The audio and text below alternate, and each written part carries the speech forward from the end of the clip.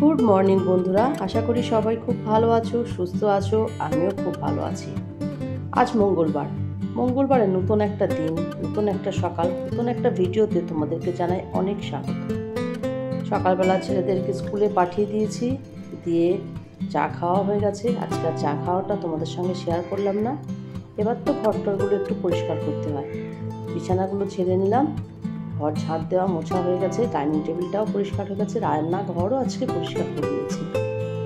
এবার খিদে পেয়ে গেছে, খেতে তো হবেই। সকালে কিছু একটা না খেলে তো হয়ই না। সকাল মানে এখন প্রায় বাজে 10:30। 10:30টার সময় তোমাদের সামনে এলাম, তাই ভাবলাম সকালে নিজের জন্য কিছু একটা আজকে বানাই। তাই ডিম পাউরুটি বানাতে চলে এলাম। খেতে কিন্তু খারাপ লাগে না, ভালোই লাগে। তোমরা কারা কারা ডিম পাউরুটি খেতে পছন্দ করো আমাকে কমেন্ট করে জানিও। এটা নিয়ে ঘরে যাব, ঘরে গিয়ে টিফিনটা করব, আর তোমাদের কমেন্টগুলো আমি পড়ব। সারাদিনে তো প্রচুর কাজ থাকে, সবসময় কাজের কথা বলতে তো ভালো লাগে না, কিন্তু কাজগুলো তো তোমাদেরকে দেখাতেই হবে। যেহেতু আমার ডেলি ব্লগ, সকাল থেকে সন্ধ্যা বা রাত পর্যন্ত আমি যা যা করি সব কিছুই তোমাদের সঙ্গে শেয়ার করি। ডেলি ব্লগের মধ্যে এইগুলোই পড়ে। সকাল থেকে সন্ধ্যা পর্যন্ত প্রচুর কাজ থাকে। কয়েকটা মিনিটে তোমরা দেখো, কিন্তু 24 ঘন্টার মধ্যে প্রচুর কাজ থাকে। শুধু কাজ নয়, বাচ্চা সামলানো, তাদের পড়াশোনার দায়িত্ব, তার উপরে এই যে ভিডিও, এটা এডিট করে আপলোড করতেও অনেকটা সময় লাগে। এইসব ব্যস্ততার মধ্যেও দিন কাটছে। এদিকে তো মাছ নিয়ে এসেছে, রান্না বান্নাটা আজকে আর তোমাদের সঙ্গে শেয়ার করলাম না। ভাত তো আছেই, তার সঙ্গে আলু আছে, আলু সেদ্ধ দিয়েছি, পুঁই শাক দিয়ে মাছের মাথা দিয়ে রান্না করেছি, আর ডাল আর মাছের ঝোল।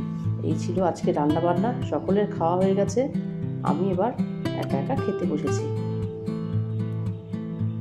ছেলেরা তো খেয়ে শুয়ে আছে, তাই ভাবলাম এখনই ওদেরকে একটু লেবুর রস বের করে দিই, সেটাই করতে এলাম। আজকের ভিডিওটা কেমন যেন একটু এলোমেলো হয়ে গেল। সকাল থেকে সন্ধ্যা বা রাত পর্যন্ত গুছিয়ে যে ভিডিওটা করব, সেটা যেন হয়ে উঠলো না। যতটুকু পারলাম শেয়ার করলাম। রিজু রায়নের পড়া আছে, সন্ধ্যাও হয়ে গেছে। ভাবলাম একা একা কি করব, আটাটা মেখে রাখি, তাহলে কাজ একটু এগিয়ে যাবে। রাত্রে তো রুটি করতেই হবে, তাই আটা মাখছি। ওদের পাপাও বাড়িতে চলে এসেছে, চা খাবে, চাটাও বসিয়ে দিয়ে এসেছে। দেখো আটা মাখা কিন্তু আমার হয়ে গেছে। এই দেখো চা করে নিয়ে এলাম, চাটা ওকে দেবো, দিয়ে তারপর আমি ঘরের কয়েকটা টুকটাক কাজ আছে সেগুলো করব। কিন্তু সেগুলো যে শেয়ার করব আমার মাথা থেকেই বেরিয়ে গেছিলো, যে ভিডিওটা অন করে সেগুলো শেয়ার করব একদম ভুলে গেছি। একটা দিন তো একটু ওলটপালট ভিডিও না হয় তোমরা দেখলে। যাই হোক, এদিকে তো ওদের পাপাকে দেবো খেতে, চা বিস্কুট খাবে, খেয়ে ও আবার বেরিয়ে যাবে। আমি আবার ঘরের মধ্যে গিয়ে টুকটাক কাজ করব। সকাল থেকে সংসারের সব কাজ একা হাতে করি, তো সবসময় তো ঠিকঠাক হয় না, কিছুটা সময় এলোমেলোও হয়ে যায়। তাই সকাল থেকে যে কাজগুলো পরপর সাজিয়ে গুছিয়ে তোমাদের সামনে তুলে ধরি, আজকে হয়তো একটু অন্যরকমভাবেই তুলে ধরলাম। চলো, এদিকে রান্নাঘরের কাজ তো সম্পূর্ণ করে নিলাম। এবার যাব ঘরের মধ্যে। ঘরে কয়েকটা জামা কাপড় আছে, সেই জামা কাপড়গুলো ভাঁজ করব। আর এই কাজটা করতে করতে তোমাদের কমেন্টগুলো আমি শেয়ার করি। এসো আমার রান্নাঘরে। Shreya Biswas blogs, Soumili 093, Soumi's kitchen, Shyam's mom kitchen, Ruby Bibi আমাকে লিখেছেও যে আমার বাড়িতে কে কে আছে। আমার বাড়িতে কে কে আছে সেগুলো জানতে গেলে তোমাকে আমার পুরনো ভিডিও দেখতে হবে।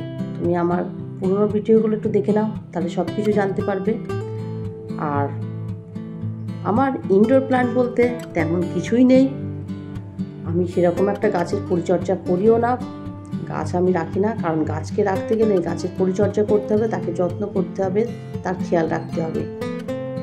যেহেতু আমার অতটা সময় নেই, তাই কোনো আমার ইনডোর আউটডোর প্ল্যান্ট বলতে কিছুই নেই। কয়েকটা গাছ আছে মাত্র, সেগুলো বসিয়ে রেখেছি, দেখতে ভালো লাগে, এতটুকু।